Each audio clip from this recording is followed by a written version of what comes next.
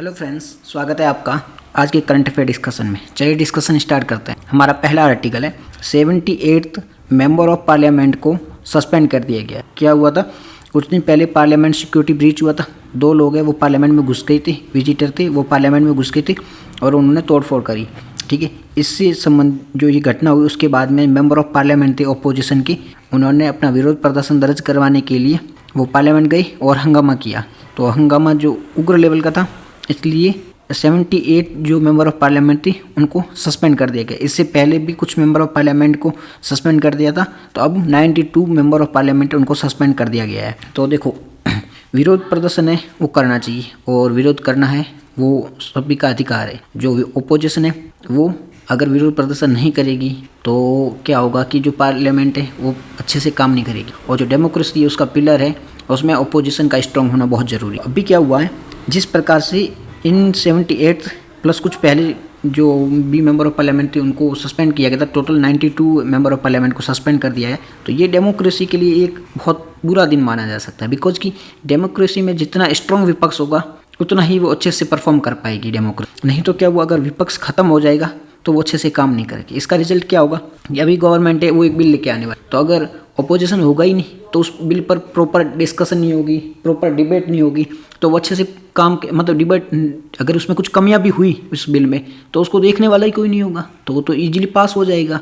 तो ये एक खतरा है, बिकॉज कि जितनी स्ट्रॉन्ग विपक्ष है इतना ही अच्छे से डेमोक्रेसी परफॉर्म करेगी। तो इस पर यही सिंपल सी बात है। देखो, मेंस के लिए ये इम्पोर्टेंट बन सकता है कि अभी जिस प्रकार से इनको सस्पेंड किया जा रहा है, देखो क्या है कि विरोध प्रदर्शन करना चाहिए, इसमें कोई बुराई नहीं है, विरोध प्रदर्शन कर सकते, बट ओपोजिशन की जिम्मेदारी है कि वो विरोध प्रदर्शन उनकी संसदीय जो गरिमा है उनको बनाए रखें और अपनी जो एक लिमिटेशन होती है उनके साथ विरोध प्रदर्शन दर्ज करवाए, ना कि लड़ाई झगड़ों पे उतरे, बेंच तोड़े, आपस में मारामारी करे। इस प्रकार का विरोध प्रदर्शन भी नहीं होना चाहिए, क्योंकि देखो पार्लियामेंट है ना, पूरे देश का प्रतिनिधित्व करती है। वहाँ पर अगर इस प्रकार के काम होंगे तो पूरा देश क्या उससे सबक सीखेगा।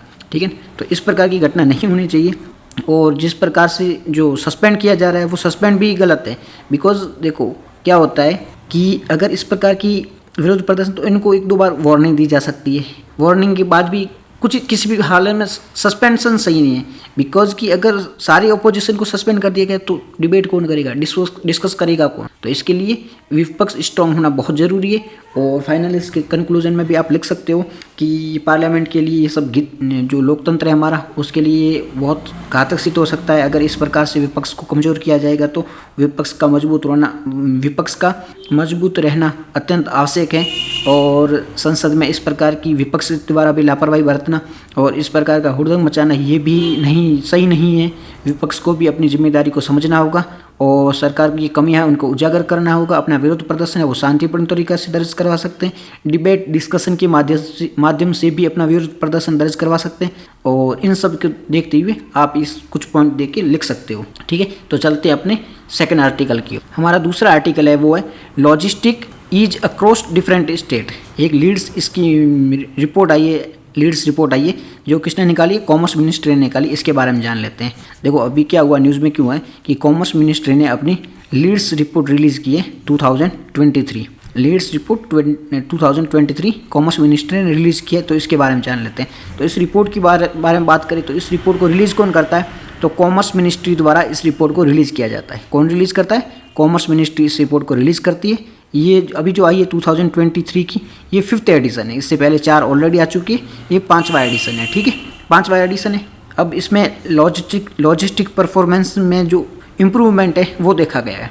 इस रिपोर्ट में बताया गया है कि जो हमारा लॉजिस्टिक परफॉर्मेंस है वो बेहतर हुआ है, उसमें इम्प्रूवमेंट देखा गया है। इस रिपोर्ट के अकॉर्डिंग ये पाया गया है। अब इस रिपोर्ट के बारे में बात करें कि इसमें इम्प्रूवमेंट देखा गया, तो भारत में लॉजिस्टिक जो क्षेत्र है, लॉजिस्टिक एरिया है, उसमें इम्प्रूवमेंट के लिए भारत द्वारा कुछ रिफॉर्म लाए गए, इंडिया द्वारा कुछ कोशिश की गई है। तो जी हाँ, इंडिया द्वारा लॉजिस्टिक को इम्प्रूव करने के लिए बहुत सारी कोशिश की गई, जैसे कि PM गति शक्ति एक स्कीम लाई गई थी, PM गति शक्ति, जिसका एम यही था कि लॉजिस्टिक को किसी भी माध्यम से इम्प्रूव किया जाए।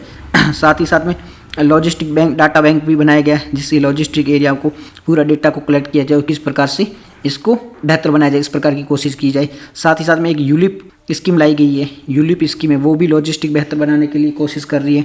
ठीक है, यूलिप आपने देखा होगा। जीएसटी लाएगा, जीएसटी का भी क्या क्या एम था, यही तो था ना कि जो बहुत सारे टैक्स थे उनको कम किया जाए, जिससे जो इफेक्टिव रूप से काम कर सके ट्रेड एंड जो भी अपना सर्विसेज इफेक्टिव रूप से काम हो, जिससे लॉजिस्टिक भी बेहतर हो जाए। ठीक है, इन सारी जो योजनाएं, इनका एम यही है कि कैसे भी करके लॉजिस्टिक में जो कॉस्ट लगती है उसे कम किया जाए। मतलब जीएसटी है, यूलिप है, गति शक्ति है, इन सब का एम क्या है, यही तो एम है ना कि लॉजिस्टिक में जो कॉस्ट लगती है वो कम। अगर लॉजिस्टिक में कॉस्ट कम होगी तो हमारा एक्सपोर्ट भी बढ़ेगा, हमारा जो महंगाई भी बढ़ती जा रही है, इन्फ्लेशन बढ़ता जा रहा है, उसे भी कम किया जा सकता है। तो इससे लॉजिस्टिक कॉस्ट कम होगी और लॉजिस्टिक परफॉर्मेंस है वो भी बेहतर हो जाएगी।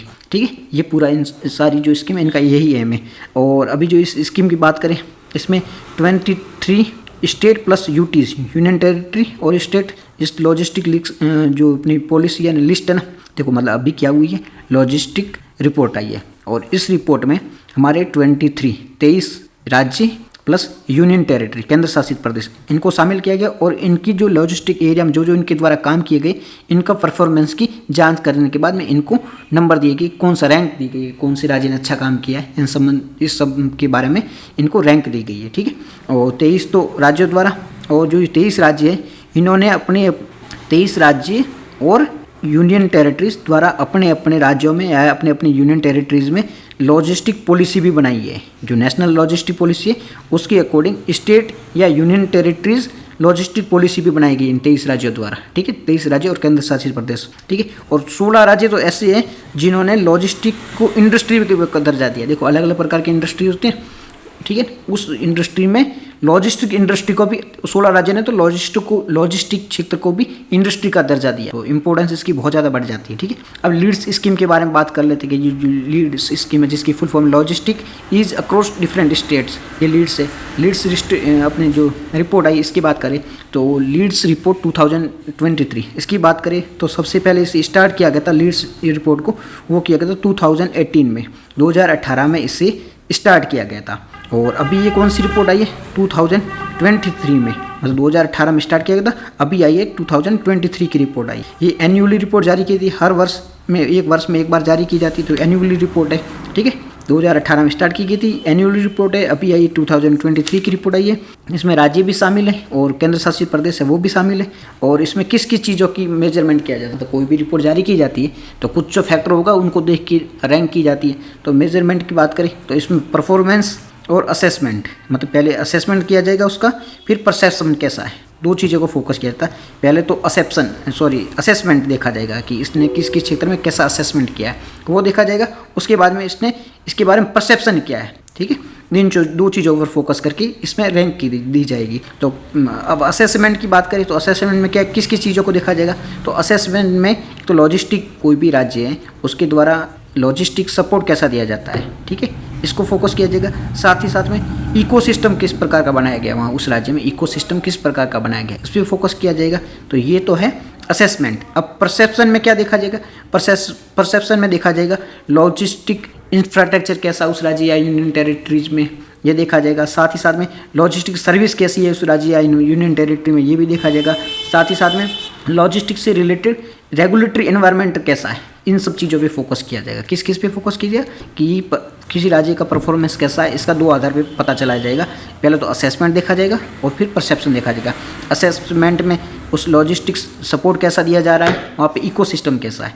और परसेप्शन की बात करें तो परसेप्शन में पहले इंफ्रास्ट्रक्चर कैसा है वहाँ का, वहाँ की सर्विसेज कैसी है, लॉजिस्टिक सर्विसेज कैसी है। साथ ही साथ में वहाँ रेगुलेटरी जो इन्वायरमेंट है वो लॉजिस्टिक से संबंधित कैसा है। तो इन सब चीज़ों पर फोकस किया जाएगा और बाद में राज्यों को रैंक दी जाएगी, जिसकी अच्छी ये सब क्वालिटीज होगी उसको टॉप रैंक दी जाएगी। अब इसका ओरिजिन की बात करें तो सबसे पहले ये ओरिजिन जब 2018 में लाई गई थी तो वर्ल्ड बैंक की एक रिपोर्ट आती है, वर्ल्ड बैंक की logistic performance report, LPI logistic performance report. किसकी ये रिपोर्ट है, ये वर्ल्ड बैंक की रिपोर्ट है। वर्ल्ड बैंक की रिपोर्ट आती है लॉजिस्टिक परफॉर्मेंस रिपोर्ट या logistic performance index LPI।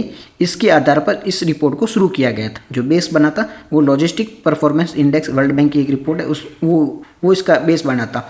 But इसमें और वर्ल्ड बैंक की जो ये इंडेक्स है इसमें दो चेंजेज है।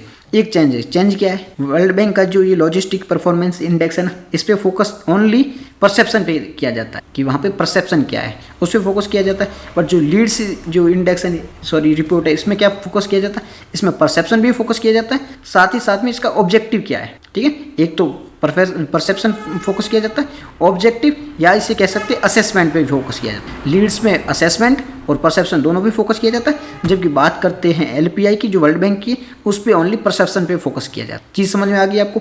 अभी टॉप की बात करें, टॉप किसने किया, तो अचीवर स्टेट में गुजरात है, ये हम कोस्टल राज्यों की बात करें, गुजरात है, आंध्र प्रदेश है, तमिलनाडु है, कर्नाटक है, इन्होंने टॉप किया है। और जो पीछे कौन से राज्य रहे हैं, मतलब इसके बीच में, ठीक है, तो बीच की बात करें तो ये फास्ट मूवर राज्यों में केरला है, महाराष्ट्र है, फिर एक और है इनमें तीसरा, मतलब 3 अलग अलग कैटेगरी दी। तो अचीवर है, फिर बीच में फास्ट मूवर है, फिर एस्पायर है। तो ये अचीवर है, इनमें गुजरात, तमिलनाडु, आंध्र प्रदेश, इन्होंने अचीवर में कैटेगरी में आती है, ये कोस्टल राज्य है। और जो लैंड स्टेट है ना, उनकी बात करें तो हरियाणा है, तमिलनाडु है, यूपी है, ये अचीवर की कैटेगरी में आते हैं। फिर कुछ राज्य फास्ट मूवर की कैटेगरी में आते हैं, कुछ होते हैं वो एस्पायरल की कैटेगरी में आते हैं। अचीवर में फास्ट चल रहे हैं, अच्छा काम किया है। और जब बात करते हैं फास्ट मूवर और एस्पायरल, ये थोड़ा किया तो है इन्होंने अच्छा, बट इनके कंपैरिजन में, जो अचीवर की कंपैरिजन में, इन्होंने थोड़ा कम अच्छा काम किया। तो ये पूरा लीड से संबंधित आर्टिकल था। चलते हैं अपने नेक्स्ट आर्टिकल में। हमारा नेक्स्ट आर्टिकल है China warn of potential middle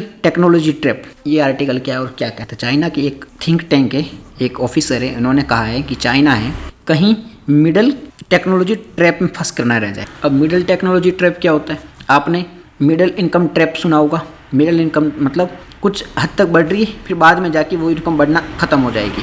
जैसे भारत के बारे में कहा जाता है, भारत की अभी इनकम बढ़ रही है, लेकिन एक टाइम के बाद में भारत की जो इनकम है वो बढ़ना कम हो जाएगी। तो ये मिडिल इनकम ट्रैप है।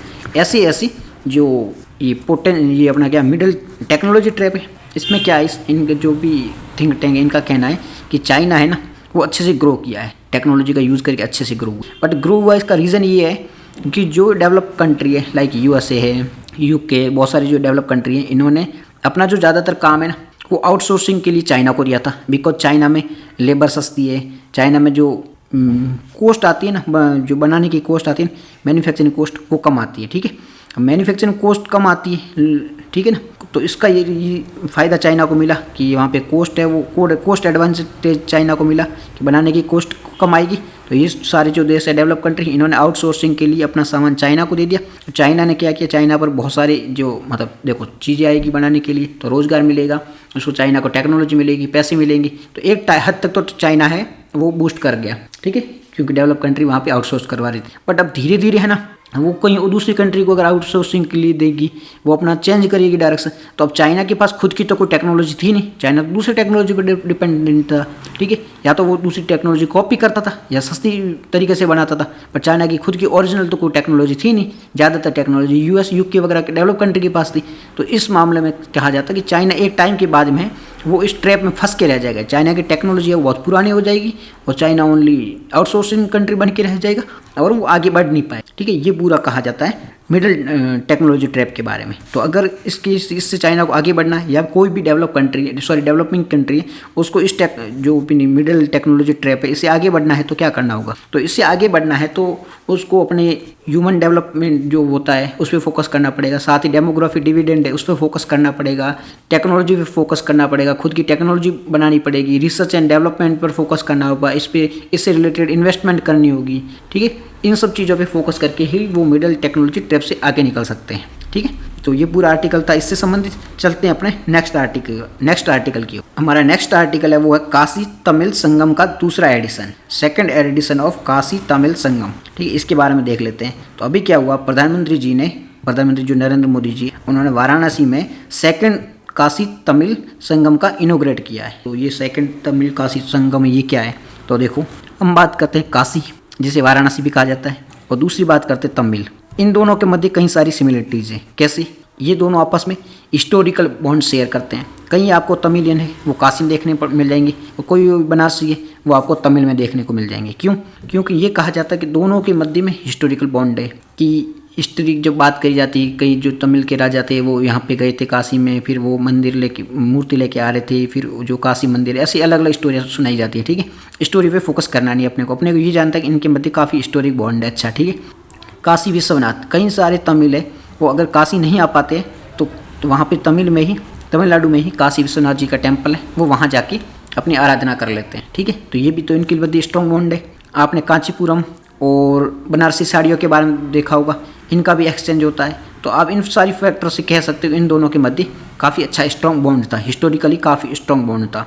ठीक है, तो अभी जो ये मनाया गया जो काशी तमिल संगम है उसका दूसरा एडिशन है। तो पहला भी मनाया गया था और अभी दूसरा चल रहा है। तो इसका एम क्या था, क्यों मनाया जा रहा है? तो हमारी एक स्कीम है एक भारत श्रेष्ठ भारत, पूरे भारत को जोड़ने के लिए एक भारत श्रेष्ठ भारत हमारी एक स्कीम चलाई जा रही है, जिसके अंतर्गत युवा संगम प्रोग्राम चलाया जाता है। ठीक है, एक भारत श्रेष्ठ भारत के अंतर्गत युवा संगम प्रोग्राम चलाया जाता है। इस प्रोग्राम का एम क्या है कि नॉर्थ और साउथ के बीच में, देखो जो काशी तमिल संगम का दूसरा एडिशन हुआ है वो हुआ एक भारत श्रेष्ठ भारत। ये हमारी एक स्कीम है, एक भारत श्रेष्ठ भारत, ये हमारी एक स्कीम है।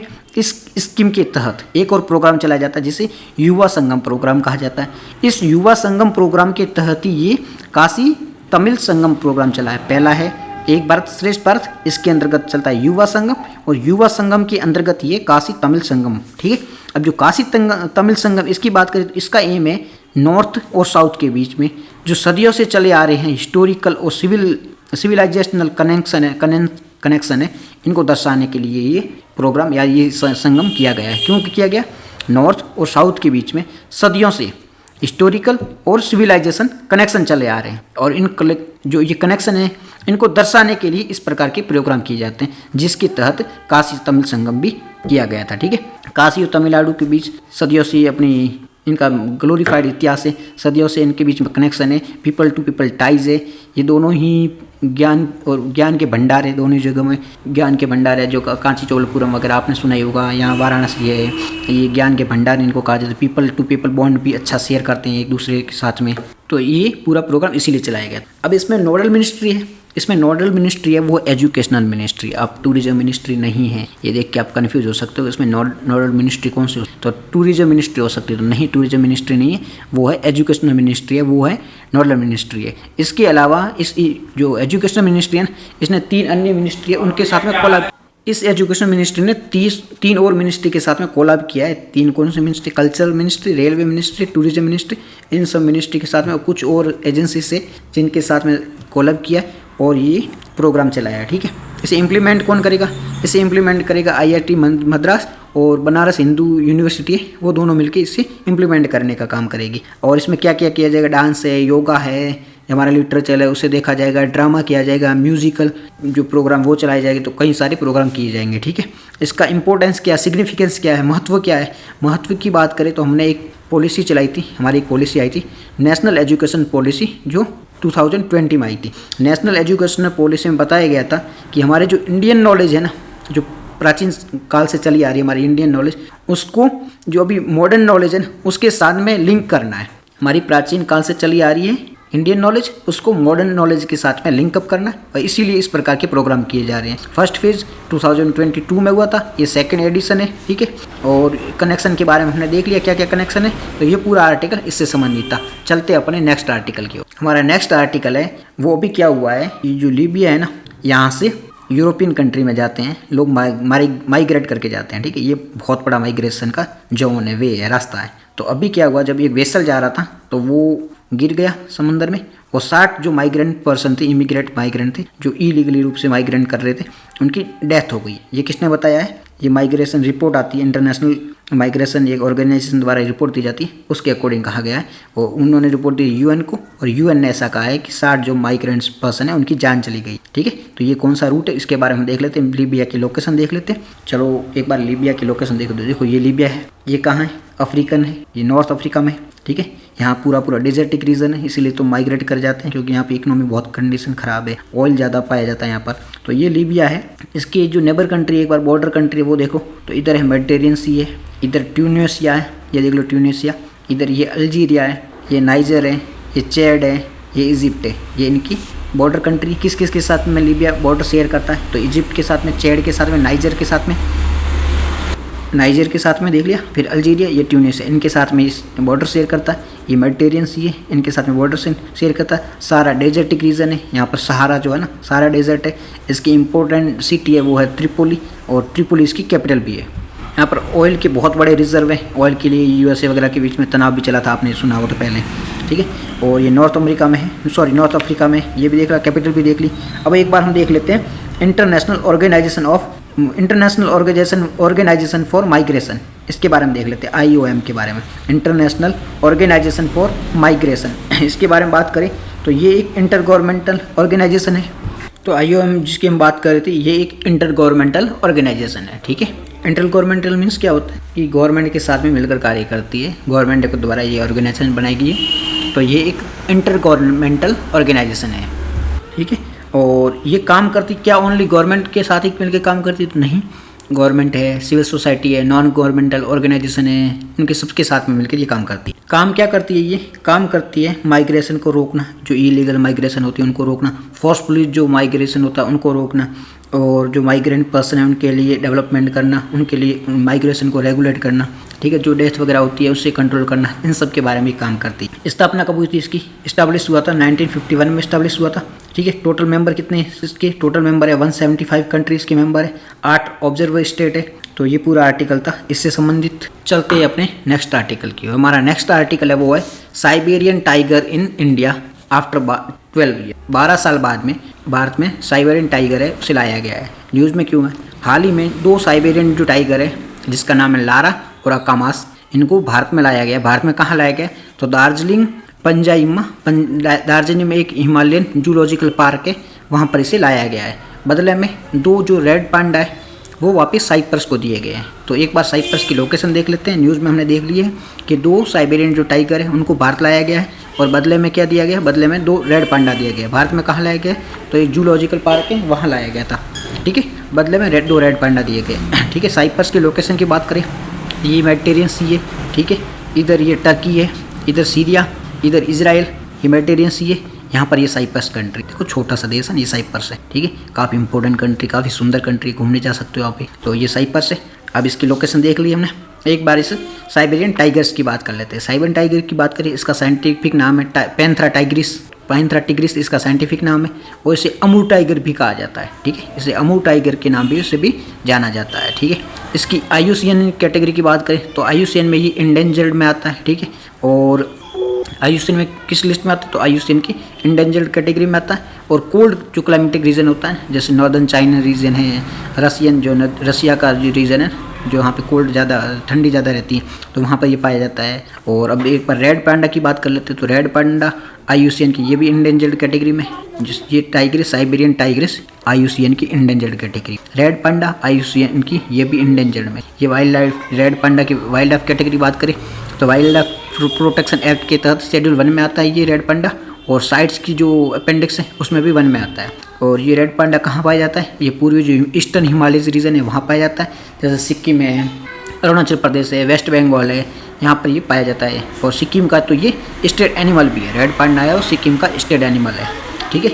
और इन जो लाए गए हैं जो क्या जिसकी हम बात कर रहे थे, 2 टाइगर की बात कर रहे हैं, साइबर टाइगर, ये कहाँ लाए गए थे, ये पदमजा नायडू जूलॉजिकल पार्क है हिमालय जो वेस्ट बंगाल में, वहाँ लाए। तो इस पार्क के बारे में जान लेते हैं। पदमजा नायडू जूलॉजिकल पार्क, इसे 1958 में बनाया गया था, ठीक है।